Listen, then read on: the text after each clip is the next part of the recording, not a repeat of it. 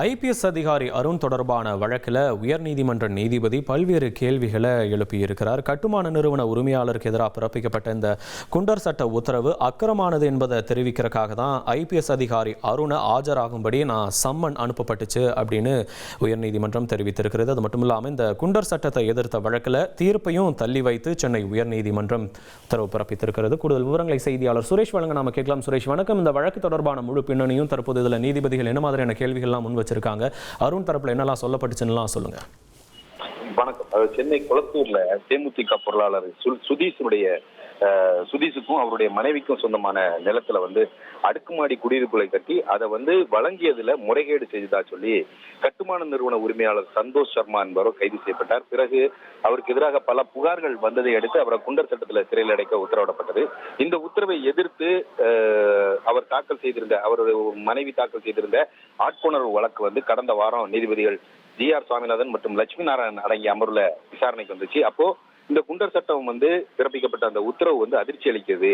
அது மட்டும் இல்லாம இந்த உத்தரவு என்பது ஒரு ஒரு அக்கிரமமாக முறையில பிறப்பிக்கப்பட்டிருக்குது. அதனால இந்த உத்தரவை பிறப்பித்த சென்னை மாநகர காவல்துறையினுடைய முன்னாள் ஆணையர் நேரில் ஆஜராக வேண்டும் என்று உத்தரவிட்டிருந்தார். இந்த உத்தரவின் அடிப்படையில தற்போது லஞ்ச ஒழிப்புத்துறை இயக்குநராக நியமிக்கப்பட்டிருக்கக்கூடிய முன்னாள் ஆணையர் அருண் நீதிபதிகள் ஜி.ஆர். சுவாமிநாதன், லட்சுமி நாராயணன் அடங்கிய அமர்வுல இன்றைக்கு ஆஜரானாரு.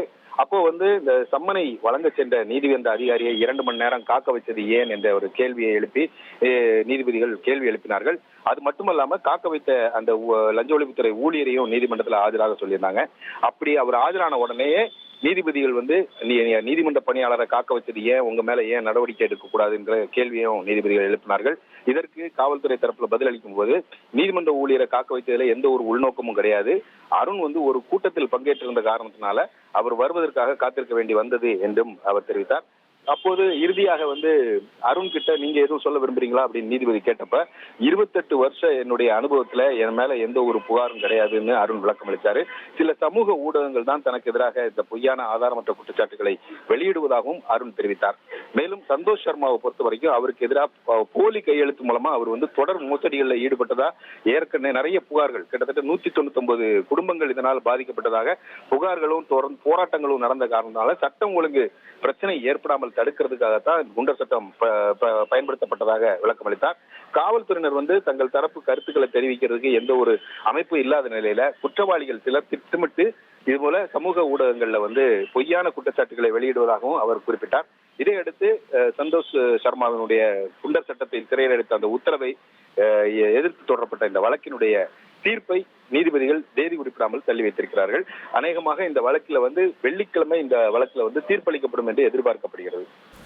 உங்களுடைய விரிவான விவரங்களுக்கு நன்றி சுரேஷ்.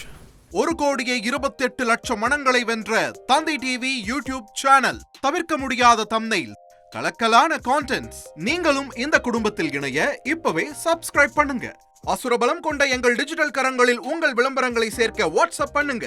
8939888378. Email advttv@dttv.in.